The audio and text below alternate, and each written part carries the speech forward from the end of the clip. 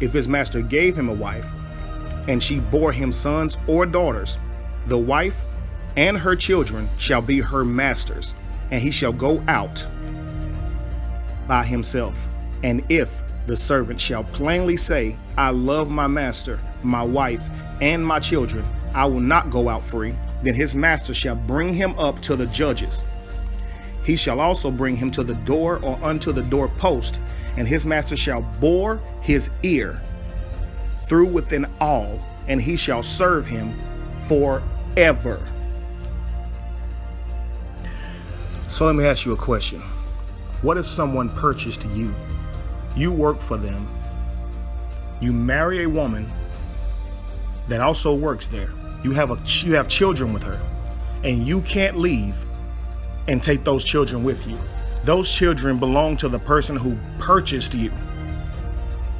So in order for you to be a father and stay in your children's life and keep your wife, you have to sell yourself back to that slave master forever.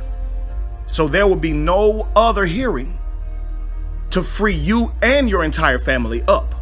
If you don't want to take your family with you, you can either go by yourself or stay forever and die here with your wife and kids. And you guys will read that and say, that's not slavery because it uses the word servant. Do you really think because they use the word servant, that's not slavery?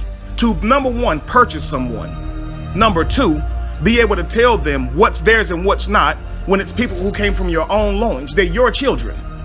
How can you tell somebody that their children belong to you? They're yours. What are those children if they're not slaves? How can you say those children are yours?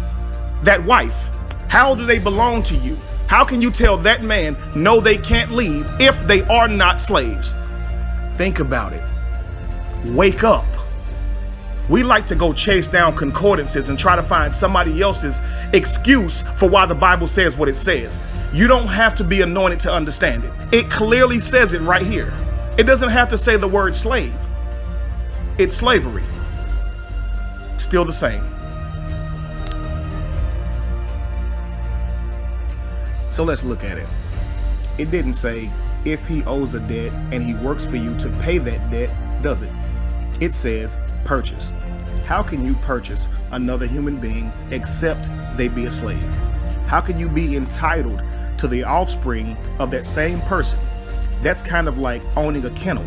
Seems like a loophole to purchase as many slaves as you can, have them breed, and then keep this offspring as you would own them, according to God.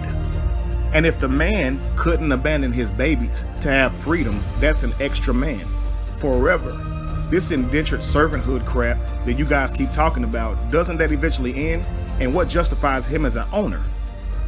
And lastly, do you still believe slavery was not in the Bible?